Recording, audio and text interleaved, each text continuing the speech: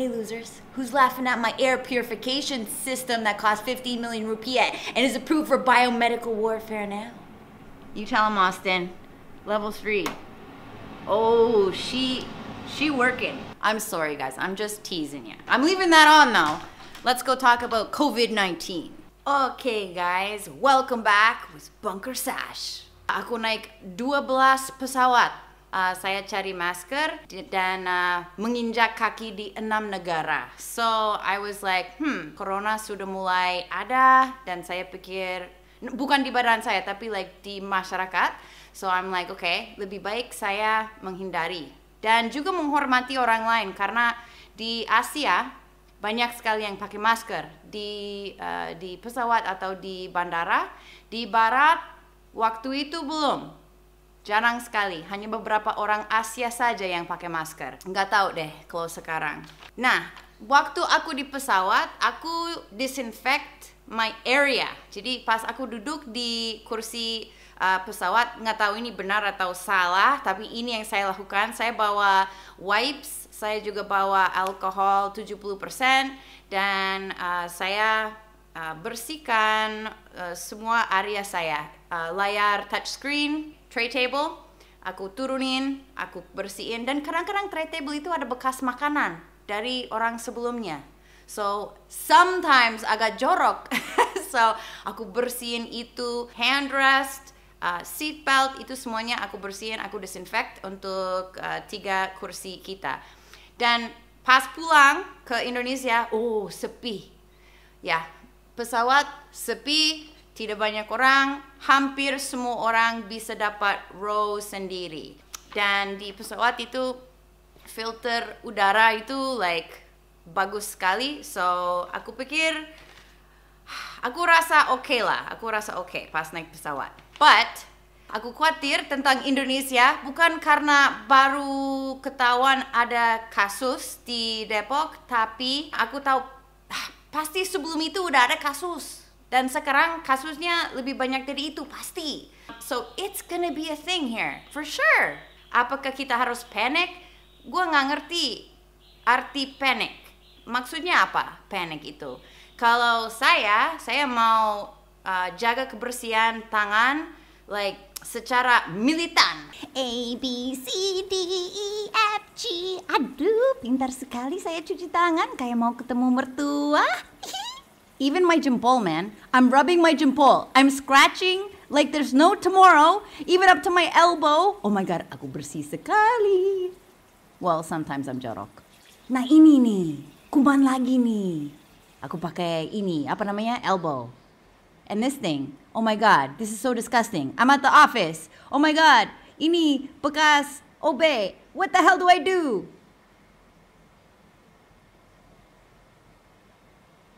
Aku pakai ini karena memang ini punya saya, tapi kalau aku di kantor nggak mungkin aku pakai. Pakai sabun ya, bukan pakai air saja, dan itu untuk 20 detik. Dan kalau kamu orangnya suka gini-gini terus, kamu bersihin ini juga. Dan kalau kamu punya sleeves yang panjang, banyak jubah suka begini, okay? So kalau pakai, jubah and it's like panjang, wah, itu germs juga bisa nempel di sini. So, jaga kebersihan baju juga, atau cari baju yang agak lebih ketat di sini supaya tidak kemana-mana ininya. Itu tips. Saya khawatir tentang masjid karena itu tempat kumpul orang banyak. Pas sujud, mukanya akan nempel ke karpet, di mana mungkin tadi orang lain tempelin muka di sajadah yang sama. So kalau masih keke mau ke masjid, lebih baik mungkin bawa sajadah sendiri. Dan kalau saya jadi laki-laki muslim di sini, saya sudah akan istirahat dulu dari masjid. Karena salah satu faktor besar atau salah satu tips besar supaya ini tidak melebar total seluruh Indonesia, itu social distancing, yakni jangan terlalu dekat sama orang lain. Dan di masjid, selain ada tempat wudhu yang mungkin terinfeksi, atau mungkin karpet, atau apa, atau mungkin Quran umum, karena banyak orang pegang Quran itu, Ya selain itu di masjid banyak yang mau salaman karena habis sholat atau cium pipi kanan kiri, and kita tidak enak orangnya kan. So like kalau ada kakek-kakek yang kita aduh gimana ya, nah itu harus cuci tangan karena kita tidak tahu dia barusan pegang tangan siapa gitu loh. And kita harus jaga kesehatan diri kita sendiri dan juga jaga kesehatan orang lain. Kalau kita sendiri sehat dan mudah-mudahan ini tidak apa-apa, kayak flu biasa. 80% kita akan biasa saja, sakit doang. Tapi kalau kita lebih tua atau punya comorbidity seperti diabetes atau I don't know, malnutrition, like kurang vitamin, atau mungkin HIV, atau tuberculosis, atau demam berdarah, atau maybe even flu biasa. Kalau ditambah lagi COVID-19, itu udah comorbidity, kamu bisa termasuk orang yang sial. Banyak orang yang akan sial dapat virus ini dan harus masuk ICU. Dan kalau kita kena, rata-rata orang yang terinfeksi akan infeksikan 2-3 orang lain. Dan kadang lebih. Kalau misalnya kita infeksi 3 orang, nanti 3 orang itu akan infeksi 3 orang. Di antara orang itu mungkin akan ada yang harus ke ICU, harus ke rumah sakit, bahkan mungkin meninggal gara-gara itu. Dan kalau rumah sakit penuh, kalau ICU atau ruang isolasi itu penuh, orang yang meninggal itu akan meningkat. Dan kita tidak punya cukup rumah sakit, rumah isolasi, dan ICU untuk tanganin ini semua. Pasti banyak yang akan tidak tertolong. Jadi lebih baik kita jaga jarak, jangan salaman dulu. Like nggak usah salaman, buat apa salaman? Cukup gini aja, oh maaf, saya udah wudu or something. Dan be aware of other things. Kalau di Indonesia, banyak hal di Indonesia. Rokok ketengan. Kalau ibu warung kena, dan 1 batang bu, and then ibu, dia harus gini-gini, and then dia ambil rokok, and then you bayar, and then you taruh di mulut. Hindari rokok ketengan, saya pikir. Orang lain bilang berhenti rokok pasti, tapi kalau udah canduan rokok, ya saya tahu pasti tidak didengar. Masjid pengajian banyak sekali salaman di situ. Coba hindari itu. Cuci tangan juga dengan benar, pakai sabun sebelum wudu. Karena kalau kita wudu cuma pakai air doang sedikit di sini, virus masih ada, and then langsung kemana? Mulut sama hidung kan? So, aku tidak tahu 100% itu akan bahaya atau tidak, tapi menakutkan sedikit, ya enggak? So, wash your hands, cuci tangan, pakai sabun sebelum wudu. Sebelum pegang muka sama sekali, karena bisa masuk dari mata, hidung, mulut, telinga. Sekarang virus itu dibilang mungkin bisa lewat feces juga, kotoran. And so itu kotoran habis cebok, habis apa nggak tahu dah, itu nanti menempel sedikit, and then orang pegang apa di kamar mandi. Jadi kalau kamar mandi umum mungkin pintunya mungkin bahaya. Habis cuci tangan pegang pintu, wah bisa terinfeksi lagi kan. Better safe than sorry. Itu di mana-mana sih. Buffets, like kalau orang nikah ada buffet, and then semua orang pegang sendok itu, kayaknya jangan dulu deh. Itu buffet. Transportasi umum di Jakarta itu penuh banget. Saya pribadi lebih nyaman kalau lihat orang pakai masker, walaupun don't hoard the masks, but like if you're in a big crowded area and you're coughing and other people are coughing, I don't know. Pas aku di Singapura semua pakai masker dan saya rasa lebih aman di sana daripada di sini. Tapi mungkin itu cuman psikologi saya doang. I don't know. Jaga kebersihan di public transportation. Tapi ya, aku khawatir tentang Indonesia karena di sini banyak gang-gang kecil di mana, kita buka pintu rumah dan, waduh, ada tetangga udah. Cuman 1 meter dari pintu ke pintu. Dan walaupun, I don't know, people are saying it's from droplets. Doctors say that it's in the droplets. Tapi udah ada yang bilang juga bahwa ada kemungkinan ini airborne sedikit. Karena droplets and airborne itu spectrum.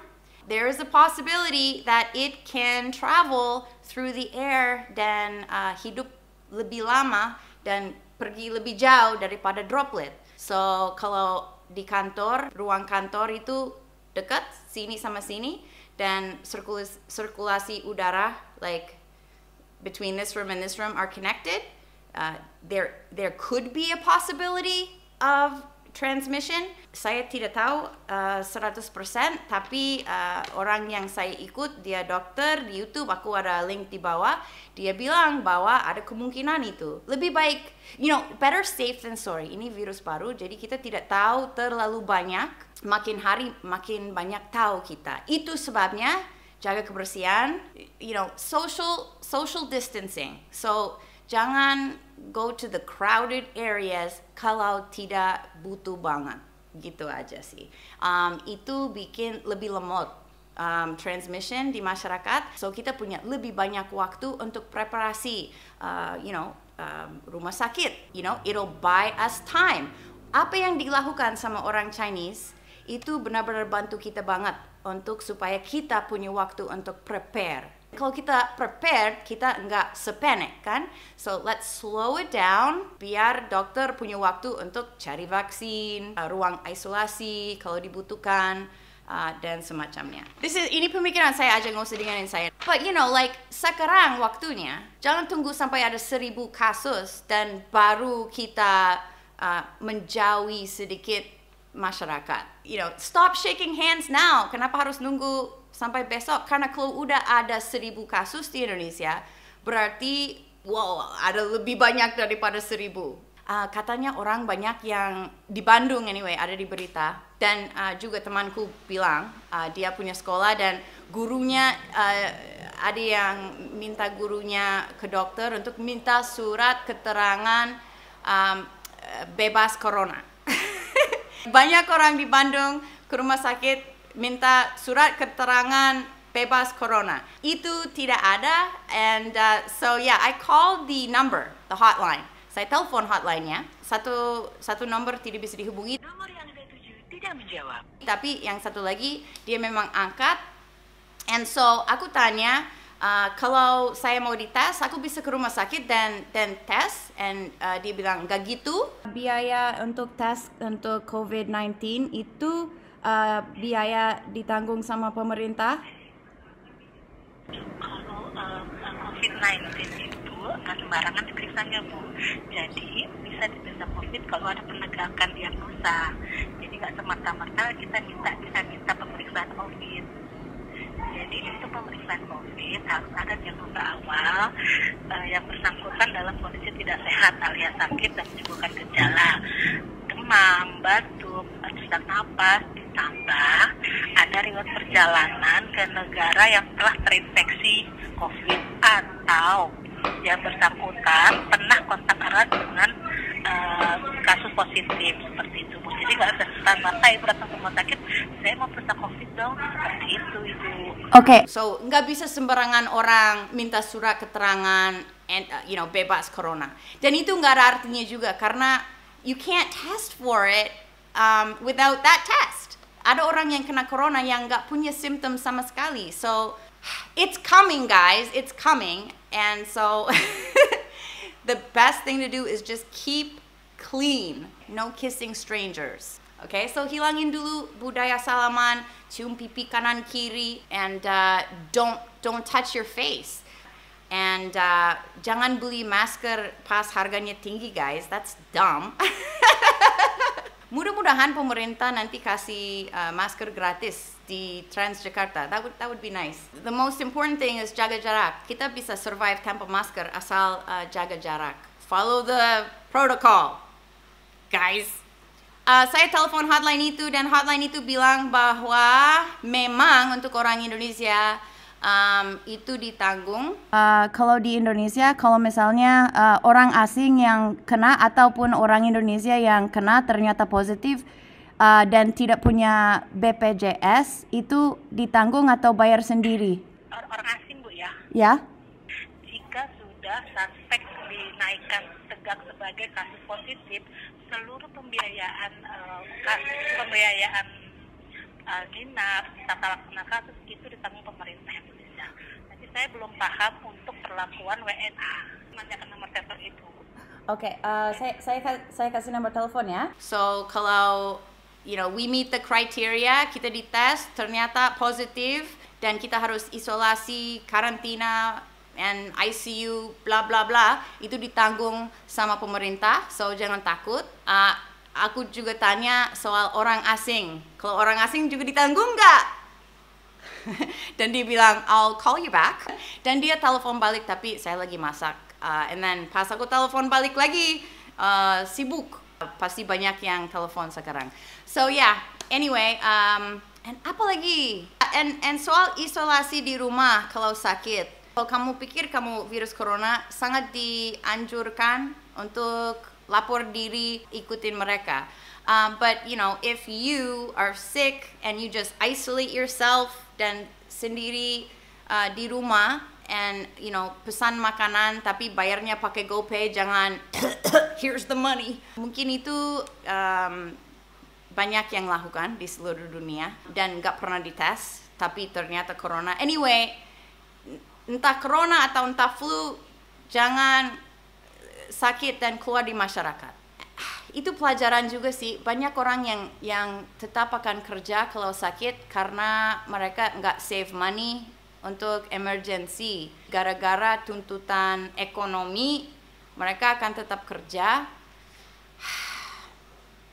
You should always have an emergency fund for cases like this. Selalu harus simpan uang sedikit, misalnya 10% setidaknya setiap bulan, supaya kamu punya emergency money, jadi pas terjadi apa-apa, kamu tidak terpaksa kerja waktu sakit, atau pokoknya bisa handal gitu. Anyway guys, menurut kalian aku panik? Karena menurut saya aku nggak panik, menurut saya aku pintar. Saya tidak deg-degan, saya tidak saya santai aja karena saya cuci tangan. Tidak mau salaman lagi.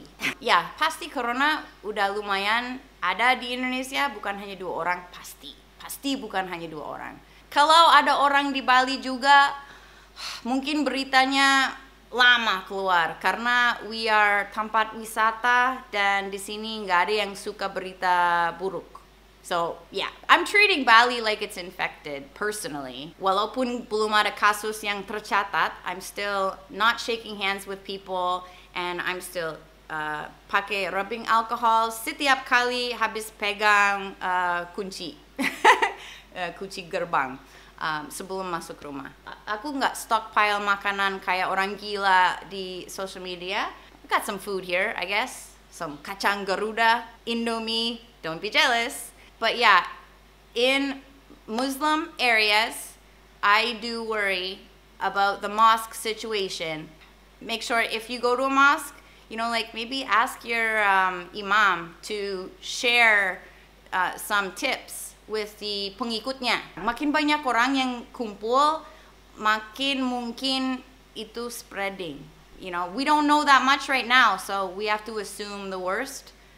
I guess, karena we should be protecting people. Bisa jadi 1 juta atau sampai 3 juta orang Indonesia meninggal tahun ini gara-gara virus ini. Artinya, kamu kayaknya akan kena COVID-19. Ini dari The Atlantic, Februari 24. Here it says, Lipsitch prediksikan bahwa tahun ini, 2020, di antara 40 sama 70% orang di dunia ini, termasuk orang Indonesia ya, akan terinfeksi COVID-19. Dan ya, kebanyakan nggak akan sakit terlalu parah, tapi ya, life-threatening to people with chronic health conditions and older age. Jadi kalau ada comorbidity atau orang yang lebih tua, akan butuh medical care. So, yeah. Nah, SARS dan MERS lebih fatal ya kalau kena itu. Tapi pada ujungnya SARS dan MERS bunuh kurang dari 1,000 orang. So COVID-19 udah bunuh 2 kali lipat itu. Dan that was on February 24th. Sekarang udah 3,000, jadi 3 kali lipat. Pokoknya virus yang sangat bahaya kayak Ebola itu lebih gampang dikonten. Ini yang COVID-19 lebih susah di contain. So yeah, katanya we're all gonna get it. Anyway, semoga kalian sehat, sukses terus. Yeah, I hope my family is sehat dan sukses terus. It spreads really quickly, and walaupun fatality rate itu kecil dibanding misalnya Ebola, virus ini akan membunuh lebih banyak orang. Karena ada orang yang nggak apa-apa, sebenarnya cuma flu biasa. Hanya orang tua yang mati. That's like, itu sebabnya banyak orang akan meninggal. Dan bukan hanya orang tua yang meninggal, tapi juga orang yang punya comorbidity. So, demam berdarah ditambah COVID-19, that's a different story. Be very careful, guys. Kita jaga kebersihan untuk melindungi diri kita sendiri dan juga keluarga kita dan juga masyarakat di luar sana yang benar-benar do not want to go to the ICU. Bye guys. Thanks for watching guys. Aku nggak mau masuk penjara gara-gara fake news. Untuk pemerintah Indonesia, I think it's like kita harus bersyukur karena kita punya pemerintah untuk tanggung jawab di atas beberapa hal di sini karena kita butuh pemimpin. Itu juga aku dapat dari dokter yang saya ikutin. Dia tidak 100% senang dengan pemerintah UK, tapi dia bilang kita harus bersyukur kita punya pemerintah yang ada gitu, karena ada beberapa negara yang tidak seuntung. So let's just go with it and let's fight this together. I got my hand sanitizer and let's just salam ala Indonesia yang udah berwudu. I love you guys. Stay safe and I'll see you next week. Or maybe in a couple days. I don't know. Aku masih punya footage yang harus diedit.